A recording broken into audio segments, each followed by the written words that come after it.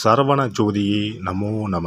வாழ்க வையகம், வாழ்க வளமுடன். அனைத்து தமிழ் நெஞ்சங்களுக்கும் கனிவான வணக்கங்கள்.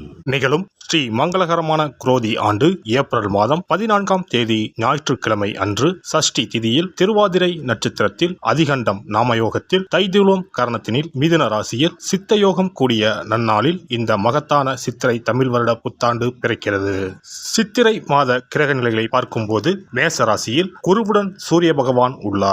கன்னி ராசியில் கேது பகவானும், மீன ராசியில் புதன், சுக்கிரன், ராகு பகவான் உள்ளனர். கும்ப ராசியில் சனி பகவானும் செவ்வாய் பகவானும் உள்ளனர்.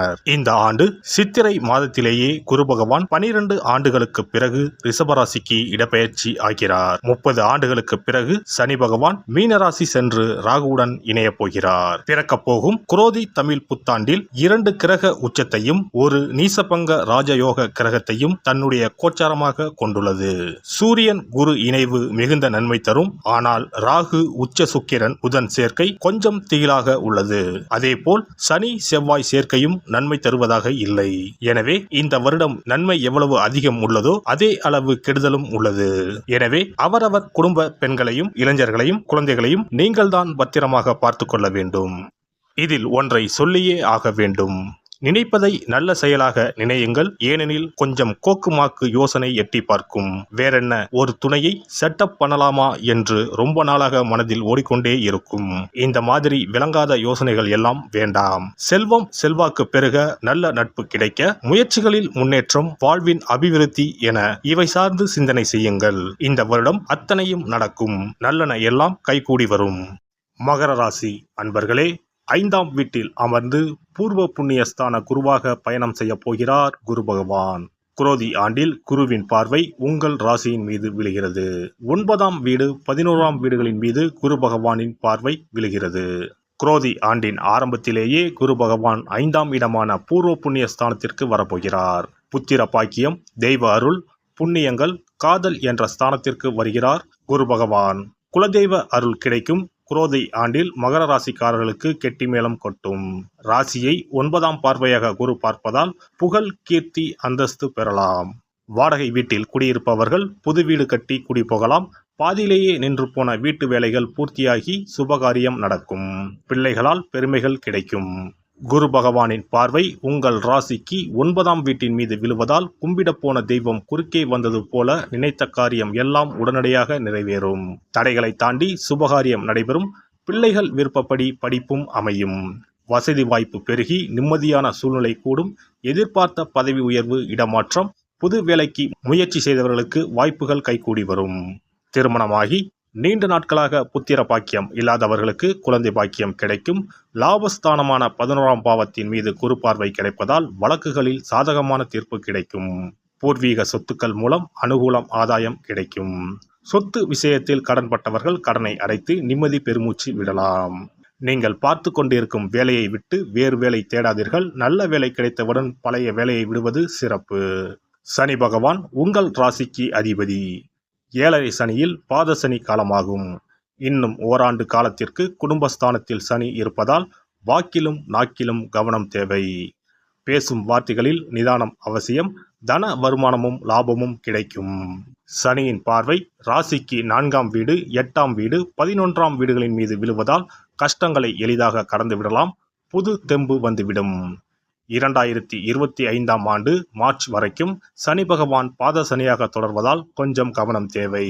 குரோதி ஆண்டின் இறுதியில் 7.5 சனி முடிவுக்கு வரப்போவதால் தெம்பும் தைரியமும் அதிகரிக்கும். குரோதி ஆண்டு முழுவதும் ராகு 3ஆம் வீட்டிலும் கேது பாக்கியஸ்தானமான 9ஆம் வீட்டிலும் பயணம் செய்கின்றனர். குரோதி ஆண்டு முதல் உங்களுக்கு செழிப்பான வாழ்க்கை அமையும். புது முயற்சிகள் யாவும் வெற்றி பெறும். தேவைகள் பூர்த்தியாகும். உங்களுடைய நீண்ட கால கனவுகள், லட்சியங்கள் நிறைவேறும். குடும்பத்தில் நீண்ட நாட்களாக இருந்து வந்த பிரச்சனைகள் தீரும்.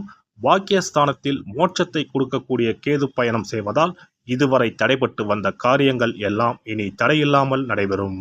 மாணவர்களுக்கு படித்த படிப்புக்கு ஏற்ற நல்ல வேலையும் கை நிறைய சம்பளமும் கிடைக்கும்.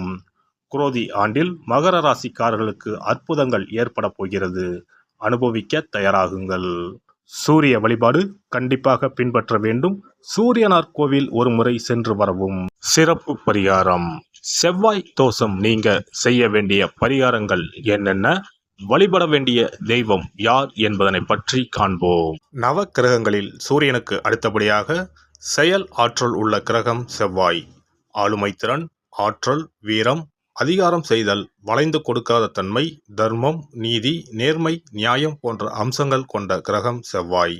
செவ்வாய் பலமாக இருந்து நல்ல ஆதிபத்தியம் பெற்று அவரது தசை நடக்குமானால் சகோதர சகோதரிகள் மூலம் பெரும் அனுகூலம் ஏற்படும். பெரிய பதவிகளில் உள்ளவர்கள், தொழில் அதிபர்களின் தொடர்பு கிடைத்து அதன் மூலம் முன்னேற்றம் உண்டாகும். பலமற்ற ஆதிபத்தியம் பெற்று தசை நடக்குமானால் கீழே விழுவதும் அடிபடவும் நேரிடும். வாகன விபத்துக்களை சந்திக்க நேரிடும். இரத்த காயங்கள், வெட்டுக்காயங்கள், இரத்த சம்பந்தமான நோய், சித்தப்பிரமை, தலையில் அடிபடுதல் போன்றவற்றை ஏற்படுத்துவார் செவ்வாய் பகவான். வீண் வழக்குகள், சண்டை சச்சரவுகள், மறைமுக நேர்முக எதிரிகள், பொருள் களவு போகுதல், செய்தொழில் வியாபாரத்தில் திடீரென்று பெருத்த நஷ்டம், அரசாங்க கெடுபிடி, பதவி இறக்கம், மறைந்து வாழும் சூழ்நிலை என்று பலவகை இன்னல்களை உருவாக்குவார். செவ்வாய் முதலான தோஷங்கள் அனைத்தும் நீங்க அவரின் அருளை முழுவதும் பெற செவ்வாய்க்குரிய அதிதேவதையான முருகனை வழிபடுவதும், கோதுமை ரொட்டி, வெள்ளை எள் கலந்த இனிப்பு பலகாரங்கள், துவரை போன்றவற்றை ஏழைகளுக்கு தானம் கொடுப்பதும் நல்லது.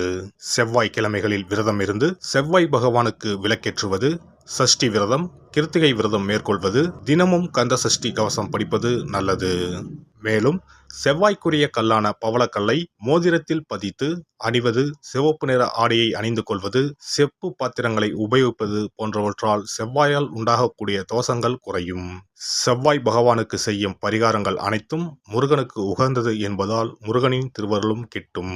திருமண வாழ்க்கையில் செவ்வாய் பகவானுக்கு முக்கிய பங்கு உண்டு. திருமணத்துக்கு வரன் பார்க்கும்போது பிள்ளைக்கோ அல்லது பெண்ணுக்கோ செவ்வாய் தோஷம் இருக்கிறதா என்றுதான் முதலில் கேட்பார்கள். அந்த அளவுக்கு செவ்வாய் தோஷம் மிகவும் முக்கியமானதாக பார்க்கப்படுகிறது. ஒருவரின் ஜனன ஜாதகத்தில் லக்னம், சந்திரன், சுக்கிரன் ஆகியோருக்கும் செவ்வாய் இருக்கும் இடத்திற்கும் உள்ள தொடர்பை கொண்டுதான் செவ்வாய் தோஷம் ஒருவரின் ஜாதகத்தில் எந்த அளவுக்கு வலிமையாக இருக்கிறது என்பதை கணிக்க முடியும். செவ்வாய் தோஷம் இருக்கிறது என்றால் நம்பிக்கையோடு மிக எளிய பரிகாரங்களை செய்வதன் மூலம் தோஷ நிவர்த்தி பெறலாம். செவ்வாய் தோஷம் என்பது திருமண தடையை ஏற்படுத்துவது மட்டுமல்லாமல் மேலும் பல இடையூறுகளையும் ஏற்படுத்தும். எனவே செவ்வாய் பகவானை செவ்வாய் தோறும் செவ்வாய் ஹோரையில் வழிபடுவதும், செவ்வாய்க்குரிய கடவுளான முருகப்பெருமானை 9 நெய் தீபம் ஏற்றி வழிபடுவதும் செவ்வாய் தோஷத்தினால் ஏற்படக்கூடிய அசுப பலன்களின் தாக்கத்தை பெரிதும் குறைக்கும் என்பது ஐதீகம். செவ்வாய் தோஷம் ஒருவருக்கு இருந்து ஒருவருக்கு இல்லை என்றால் திருமணம் செய்யக்கூடாது என்பது சாஸ்திரம். இருவருக்கும் இந்த தோஷம் இருந்தால் திருமணம் செய்து வைக்கலாம் என்று சிலர் சொல்வார்கள். ஆனால் பொதுவாக தோஷம் ஒருவருக்கு இருந்தாலும் சரி அல்லது இருவருக்குமே இருந்தாலும் சரி, தக்க ஜோதிடர்களை ஆலோசித்து முறைப்படி பரிகாரங்கள் செய்வதுதான் சரி. செவ்வாய் தோஷத்தால் திருமண தடை உள்ளவர்கள் வைத்தீஸ்வரன் கோவிலுக்கு வந்து அரச மரத்தடி விநாயகர் ஆதி வைத்தியநாதரை வழிபட்டு ஆலமரத்தை சுற்றி வர வேண்டும். வைத்தியநாத சுவாமி, தையல்நாயகி அம்மன், செவ்வாய்க்கு அதிதேவதையான முருகப்பெருமானை வழிபட வேண்டும். சன்னதியில் உள்ள செவ்வாய் பகவானுக்கு சிகப்பு வஸ்திரம் சாத்தி அபிஷேகம் செய்து பரிகாரம் செய்ய தடைகள் நீங்கும். இந்த வீடியோ பதிவு உங்களுக்கு பிடித்திருந்தால் லைக் பண்ணுங்க, கமெண்ட் பண்ணுங்க, ஷேர் பண்ணுங்க, மறக்காம சப்ஸ்கிரைப் பண்ணுங்க, பக்கத்துல இருக்கிற பெல் பட்டனை கிளிக் பண்ணுங்க. நன்றி, வணக்கம். ஓம் நமச்சிவாய. சிவாய நம.